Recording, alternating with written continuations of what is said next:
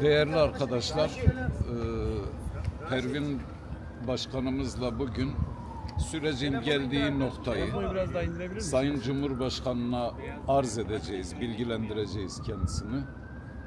Bundan sonrasına ilişkin hem kendi görüş ve önerilerini hem de biz kendi önerilerimizi paylaşacağız. İnanıyoruz ki hem demokratik siyaset alanı hem barış ve buna dair faaliyetler bundan sonra çok daha seri, çok daha hızlı ve nitelikli adımlarla devam edecektir.